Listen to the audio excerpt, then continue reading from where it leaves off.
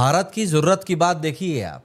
भारत अगर पीछे नहीं हटता है तो ट्रंप भी नहीं लेंगे कोई तरह की रियायत।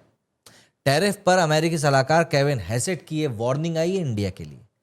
आप जरा सोचिए कि अमेरिका कितना ज्यादा मजबूर हो चुका है कि उसको इंडिया को लेकर इस तरह की वार्निंग्स इशू करनी पड़ रही हैं।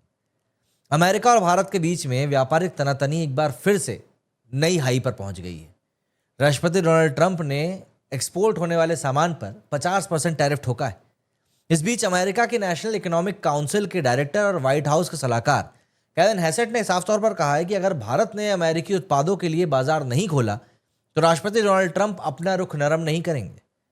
मतलब अमेरिकियों की जो छटपटाहट है ना, यही बता रही है कि मोदी जी का काम तो हो रहा है, तभी ये लोग इतने बिलबिला रहे हैं। इंडिया की तरफ से ऐसे घटिया बयान नहीं आ रहे हैं, पर अमेरिका की तरफ से लगातार आ रहे हैं।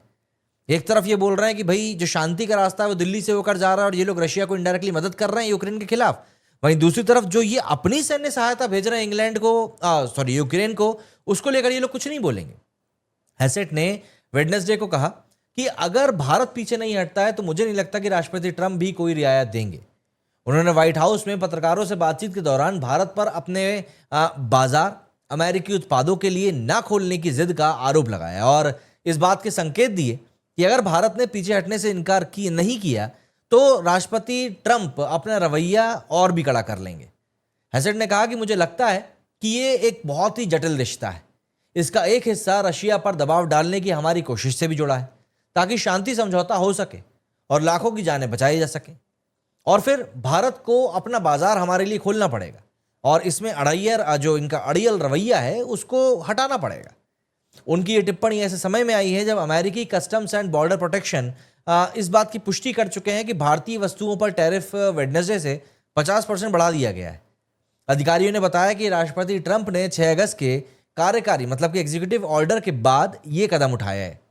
इसके पीछे का कारण भारत का रशियन तेल खरीदना है और उससे व्यापारिक समझौते में देरी को बताया है। हैसेट ने बातचीत को लंबी प्रक्रिया बताते हुए कहा कि पेशेंस को कमजोरी ना समझा जाए।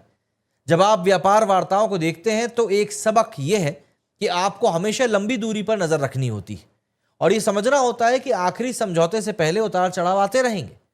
इससे पहले अमेरिकी वित्त मंत्री स्कॉट बेसेंट उन्होंने भी द्विपक्षीय संबंधों पर बात करते हुए कहा कि ये रिश्ते जटिल जरूर हैं, लेकिन उन्हें भरोसा है कि आखिर में दोनों देश एक साथ आएंगे। फॉक्स बिजनेस को दिए एक इंटरव्यू में बेसेंट ने कहा कि उन्हें यह उम्मीद है कि मई या जून तक भारत के साथ एक व्यापारिक समझौता हो जाएगा। उन्होंने बताया कि भारत का रुख काफ़ी ज़्यादा परफॉर्मेटिव है, मतलब कि दिखावटी। ये उनके पहले के बयानों से अलग है जब उन्होंने कहा था कि भारत बातचीत में कुछ हद तक असहयोगी। बेसेंट ने कहा कि ये एक बेहद जटिल रिश्ता है। पीएम मोदी और ट्रंप के बीच शीर्ष स्तर पर बहुत अच्छे संबंध हैं। भारत दुनिया का सबसे बड़ा डेमोक्रेटिक कंट्री भी है और अमेरिका दुनिया की सबसे बड़ी इकोनॉमी है। ऐसे में मुझे पूरा भरोसा है कि आखिर में हम लोग साथ में आ ही जाएंगे। लेकिन मैं अगर अपने पर्सनल लेवल पर बताऊं तो मुझे तो फिलहाल ऐसे ही लग रहा है कि अमेरिका जो है कुछ ज़्यादा ही छटपटा रहा है। और कोई भी देश, इतना बड़ा देश, आप दुनिया की सबसे बड़ी अर्थव्यवस्था है, तो आप तभी छटपटाएंगे जब आपकी दुम के ऊपर भारत का पैर आ जाएगा।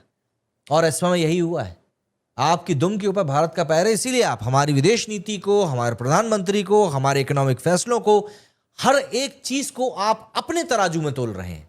आप भारतीयों के हिस्से की बात नहीं देख रहे हैं कि भारतीयों को किस बात से फायदा है, किससे नुकसान है। भाई अगर हमको हमारे देश की इकोनॉमी चलानी है तो पेट्रोल डीजल कितना अहम रोल अदा करता है ये किसी को बताने की जरूरत नहीं है। तो हम उस रीढ़ की हड्डी को क्यों महंगे दामों में खरीदेंगे। खैर, अमेरिका है, ये अपने आगे किसी को कुछ वैसे भी कहाँ ही समझता है। कमेंट करके जरूर बताइएगा कि आप लोगों का इस बारे में क्या कुछ कहना है। मेरे इस वीडियो में फिलहाल इतना ही। जय हिंद, जय भारत।